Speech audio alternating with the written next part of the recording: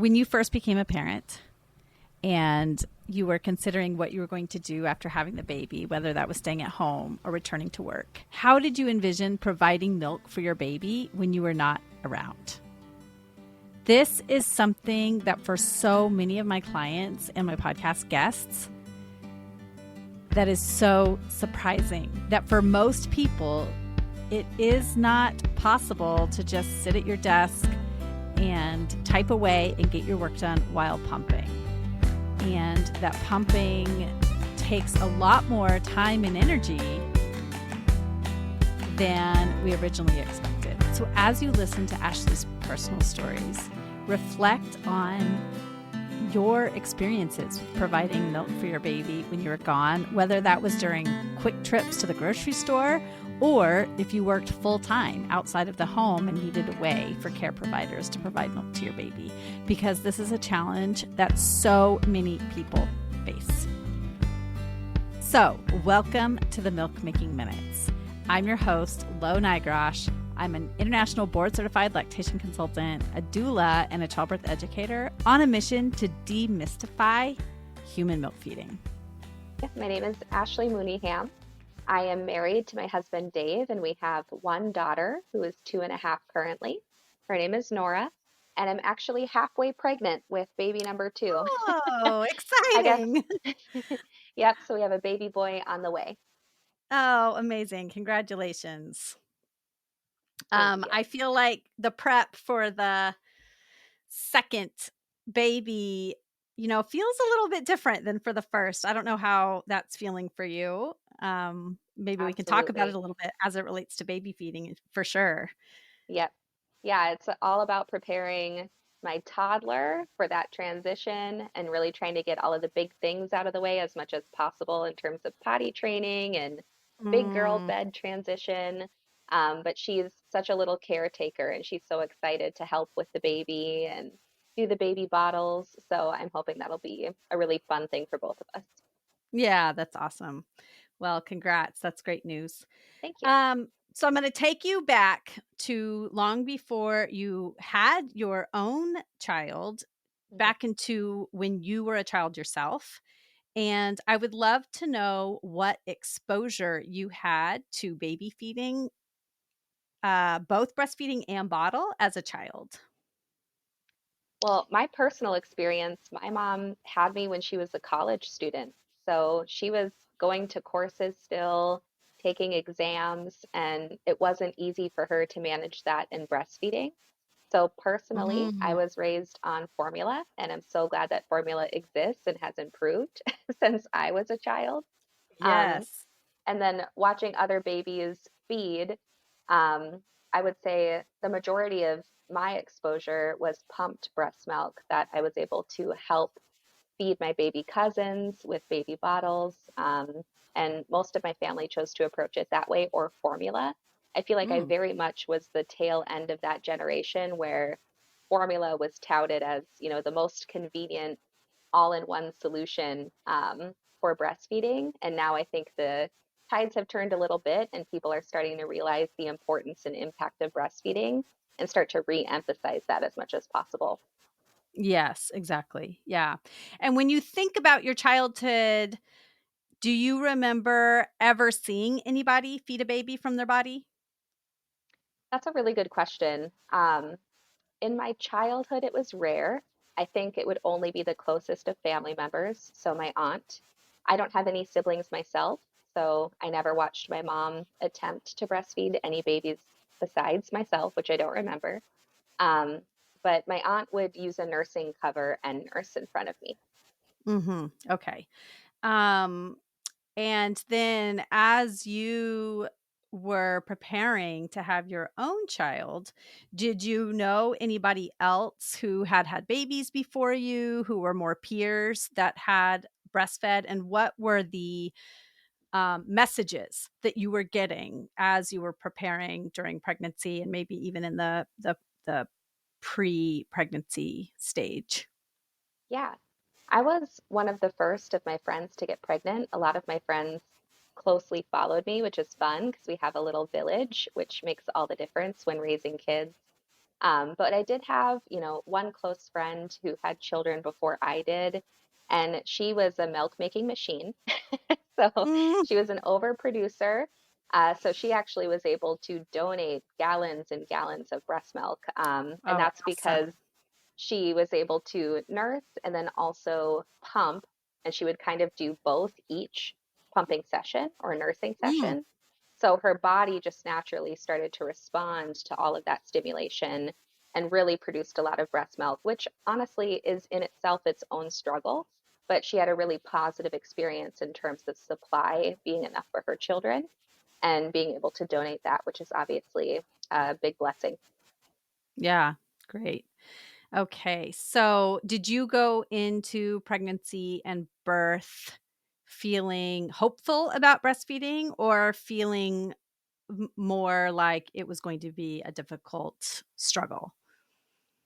Yeah, I would say based on my mom's experience and not being able to breastfeed, I made an assumption that I would also struggle. I think Mm. just through lineage associations, I assumed that if my mom struggled, I would struggle to produce enough for my baby. So it's not that I was pessimistic, but I was trying to prepare myself for the fact that I may not be able to breastfeed and that that's okay because I was formula fed and I turned out all right. But certainly I wanted to breastfeed. Like I said, I think it's become so much more common knowledge how impactful breast milk nutrition can be on infants in terms of their development, their health, mother's health. It's something that I certainly wanted to do. And I was really lucky. My baby was overdue by 9 days.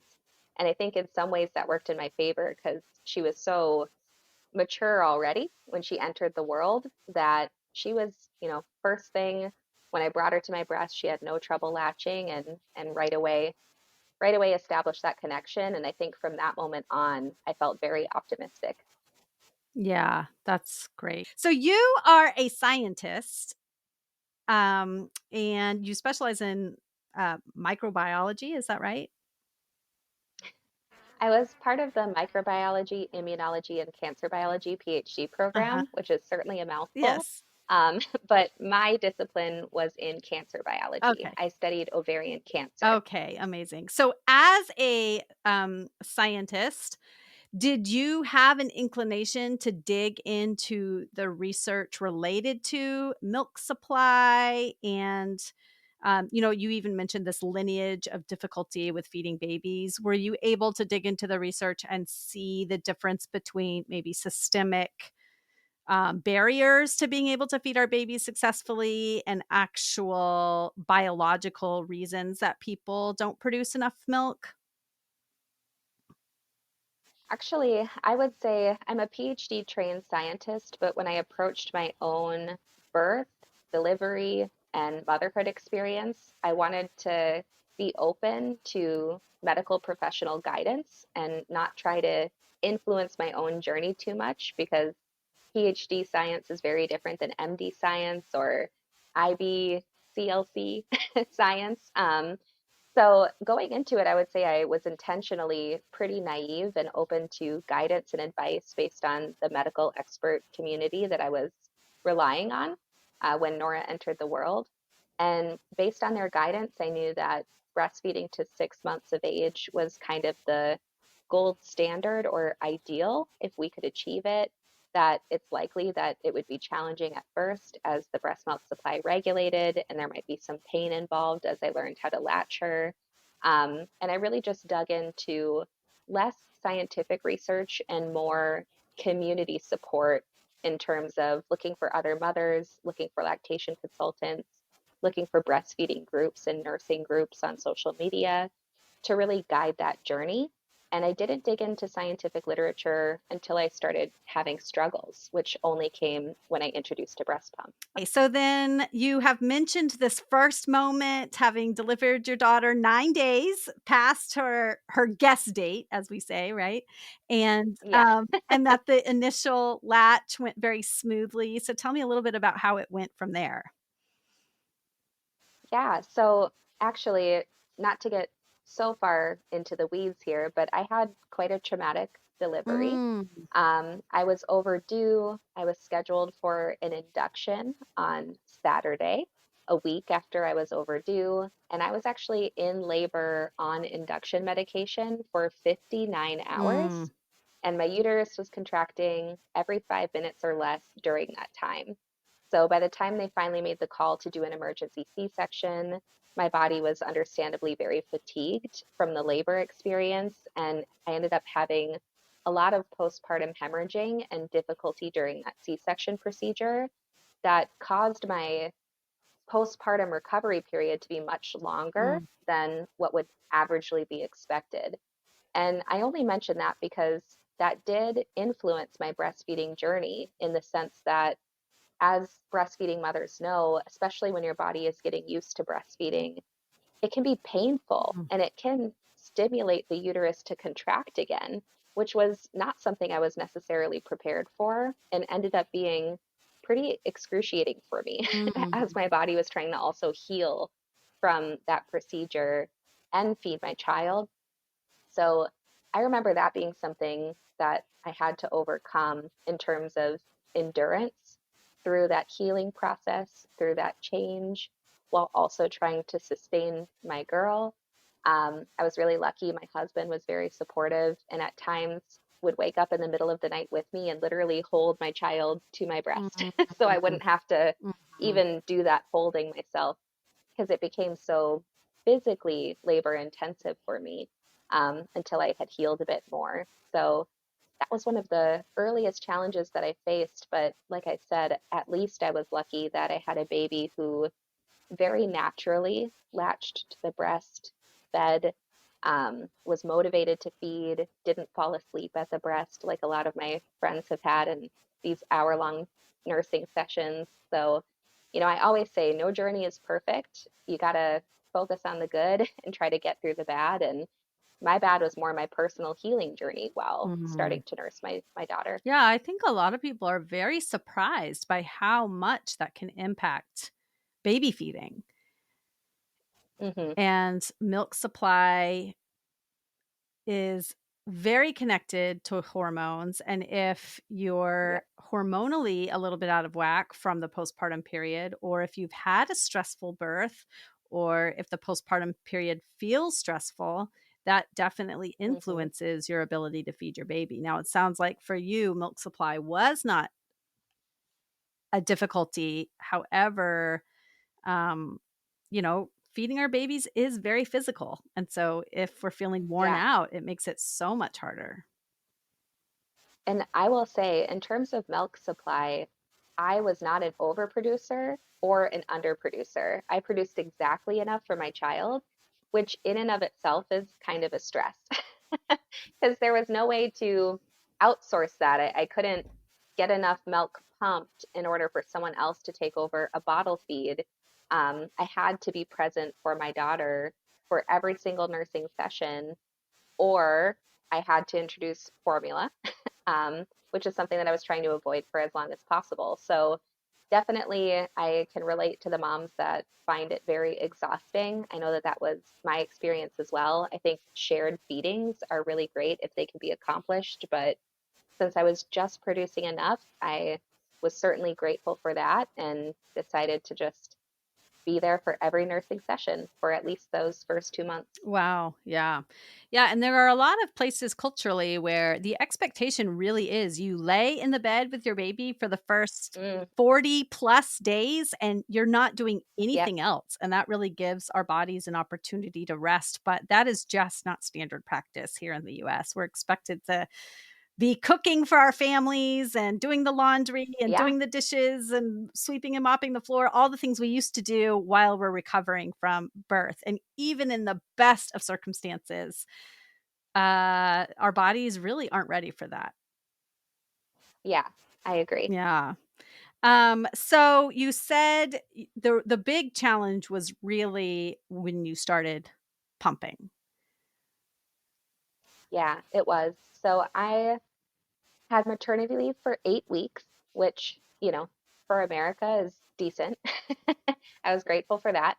Um, but I had to go back to work after 8 weeks. And again, this might be, my own naiveness, but I assumed since I could feed my baby with no problem throughout the day via nursing, that I could just collect the milk that I would have otherwise been feeding her via a breast pump while I was at work and continue to exclusively provide breast milk nutrition to my daughter.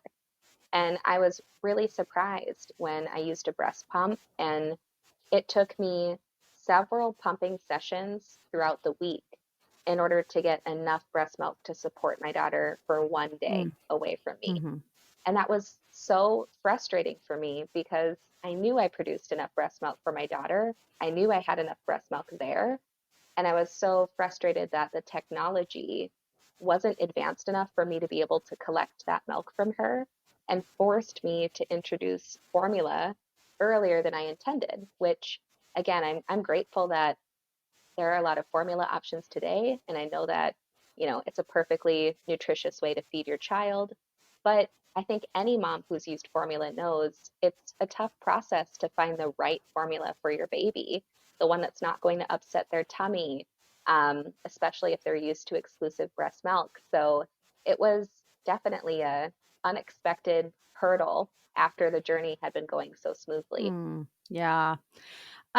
Did you I know you talked about, in during pregnancy, looking for the right care providers to help you. Was there, a pump savvy IBCLC in your area who was able to do a full phalange fitting and help you work on your settings and all of those things to try to improve your supply a little bit?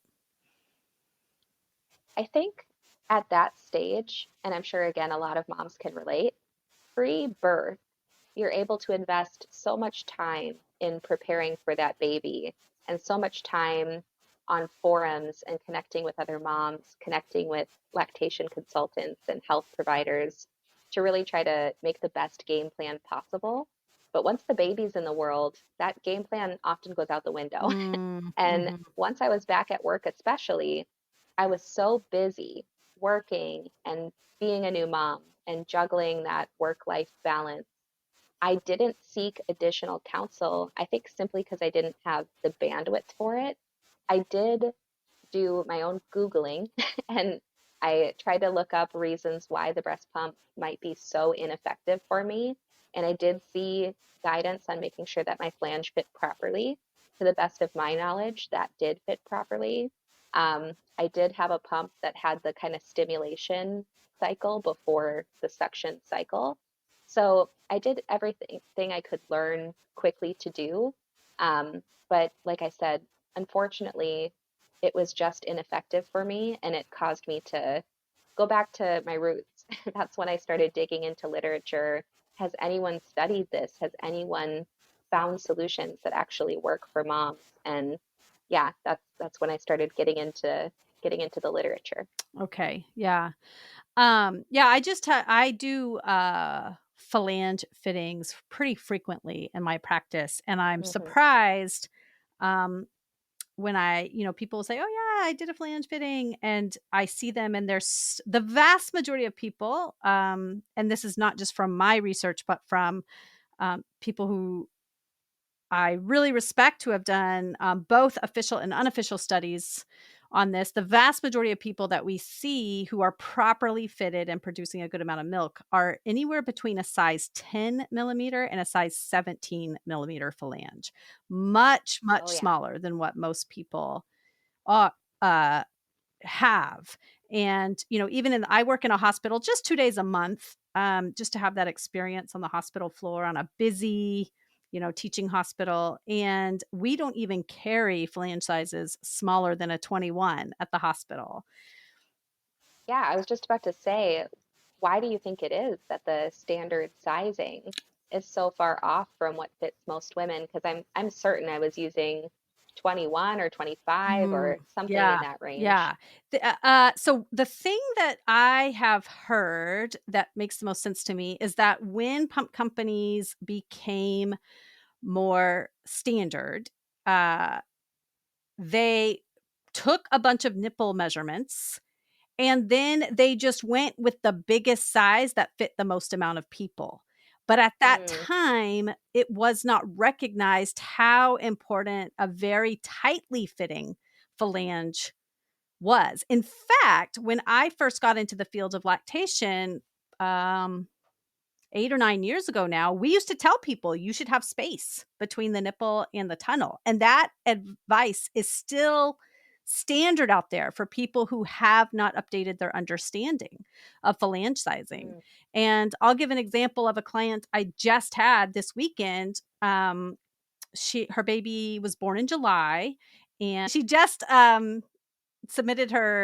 she just did her dissertation defense last week. So for the last 3 Awesome. months, she had really been focusing on her dissertation. So she had switched to pumping and bottle feeding during the day. And when she pumped, she was getting about 2.5, 5 ounces at the most in the morning session, and then between 2 and 3 in the other sessions, which is Hmm. average. That's about what we expect.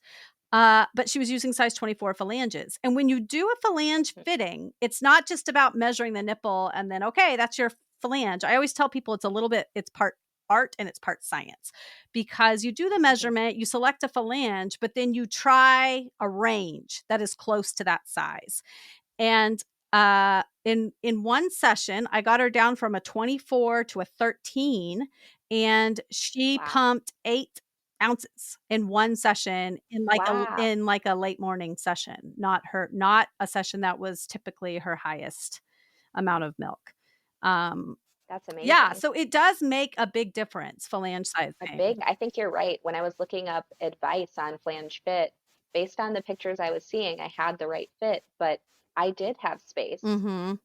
in my flange fit, and it seemed to be what the internet was advising. But that's so interesting to hear that, that's outdated and new advice says it should be a tight fit, and that could create that dramatic of a difference. Mhm. I'm curious what you think about silicone flanges. I've seen a lot of those come out recently, which are supposed to be kind of, because they're more malleable, they create kind of more of that tight fit or suction that's supposed to mimic an infant feeding. Have you tried using those, and have you noticed any improvements Yeah, there? what we see with the silicone flanges is actually they are less effective. Oh, interesting. Yeah, Okay. yeah.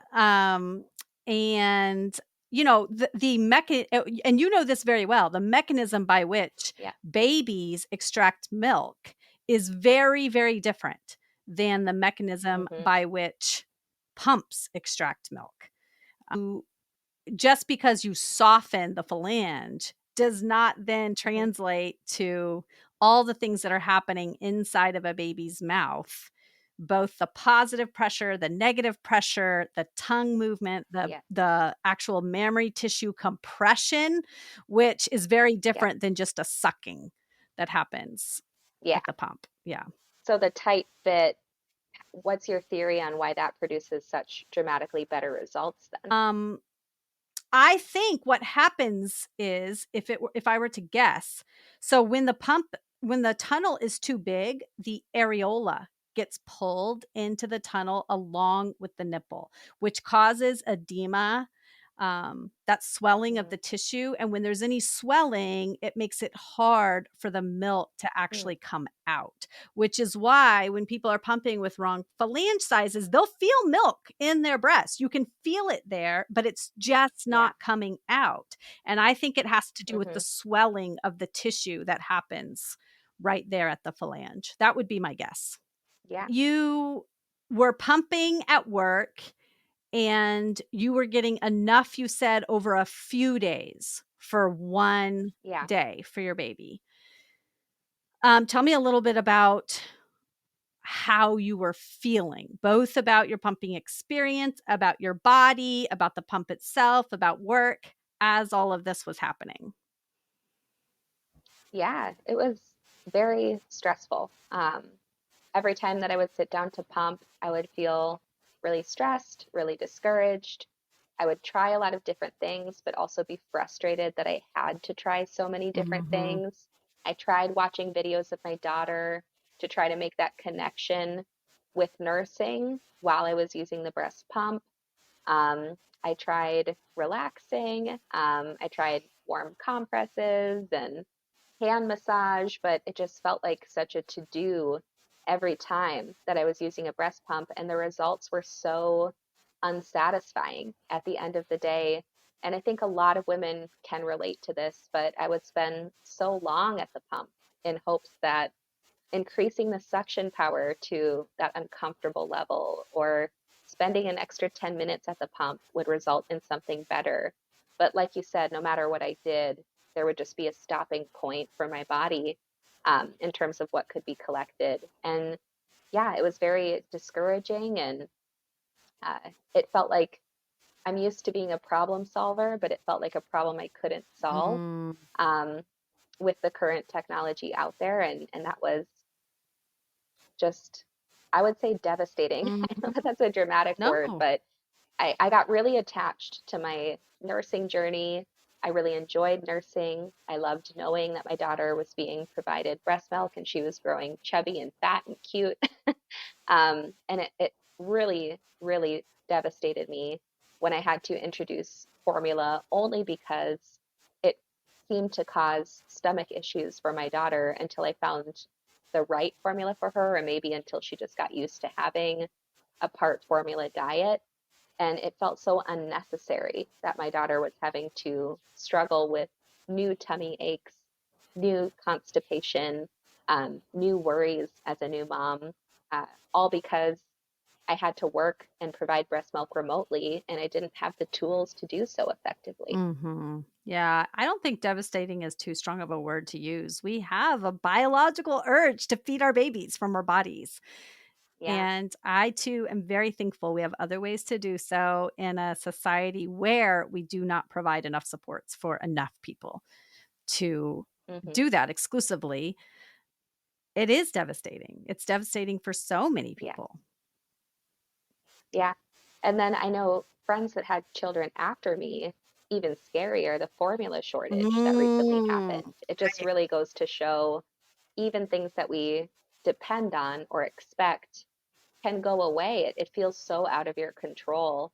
I remember that being a really scary time, and I was lucky to be at the tail end of my breastfeeding journey when that all mm, happened. But just I think more reason recently that people have realized how important it is, if possible, to provide for your baby biologically. yeah.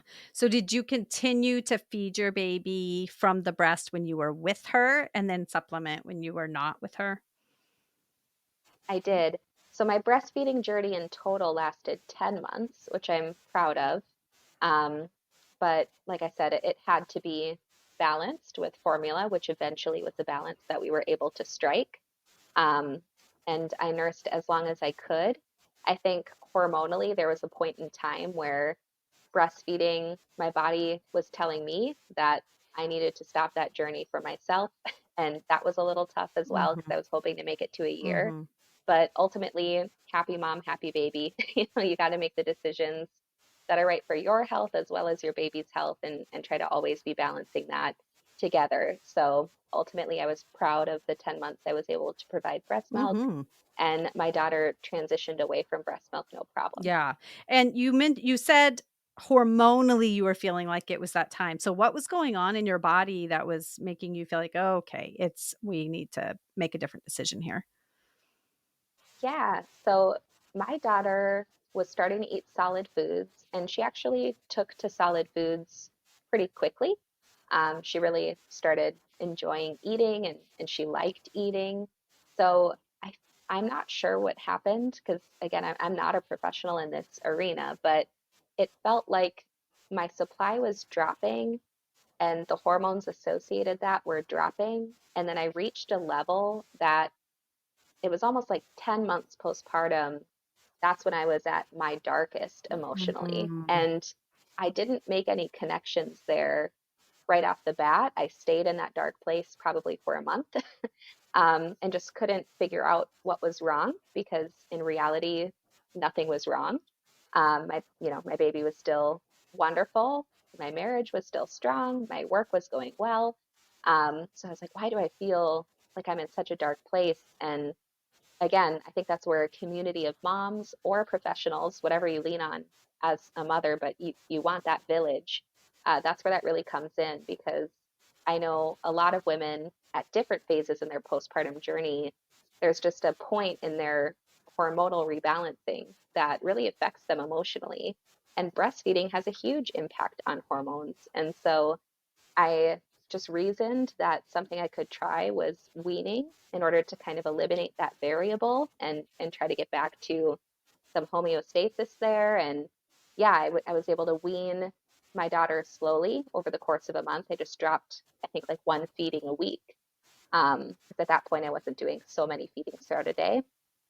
And that was a really smooth transition for us. And ultimately, something stabilized after that journey was final, where it was hard to wean. But once I had weaned, it's almost like I was able to gain back some of my independence and self identity again Mm, after that. mhm. Yeah. Thank you for sharing that story. I think it surprises people when they are in a rhythm and then suddenly something feels off. And Yeah. I think it's really important for people to understand that the postpartum period lasts for 2 years, really. You are going through so Oh, many yeah. transitions hormonally and emotionally, psychologically, that a lot of research indicates that the postpartum period is way longer than we expected. I fully believe that. I I said a lot because this pregnancy this baby boy I'm currently pregnant with was intentional. It was a pregnancy we were trying for, but I didn't feel ready to try Mhm. until my daughter turned 2. And I remember being surprised by that as well. I thought I would want children closer in age, or at least try to have children closer in age, but it felt like it took 2 years to fully heal and find that balance again in terms of my body, also healing from that first pregnancy and feeling confident and strong in my body, as well as my mind, just preparing to start that journey all over again. Um, yeah, I totally concur. I think that took 2 years personally. Mm. Um, and there was lots of joy throughout that 2 year period, but when you're really sitting down to think, it's like, "Ah, I don't feel like myself yet. It takes some time." Yeah, it takes a long time. My kids are almost 10 and 6, and I feel like in just the last couple of years, I've started to feel like Hmm. I'm emerging from that postpartum cocoon a little bit. It might take longer for some Yeah. people than others, but And that young Mm, child cocoon too, yes. because they're depending on you so much throughout those early childhood years. I hear that a lot actually from parents that Mhm, once your kids have graduated from 4 to 5, usually is when it's like, oh, the last bit of haze mhm. is clearing, you Right, know? yeah, yeah, that's a So, good way yeah, to put it. You suddenly look around and you're like, "Oh, wow, this is what the world is like." yeah, right. Yeah. Yeah. Are you thinking about this pregnancy and postpartum period any differently than you did the first time around when it comes to thinking about baby feeding or how you'll find the supports you need? Yeah, actually, I'd love to get your opinion on this. um, so I anticipate that I will need to pump breast milk for this baby again. I do want to breastfeed again and provide breast milk for as long as possible. I want to start by nursing and nurse as much as possible because I really enjoyed that the first time around, and I hope that I have a similar experience when it comes to nursing.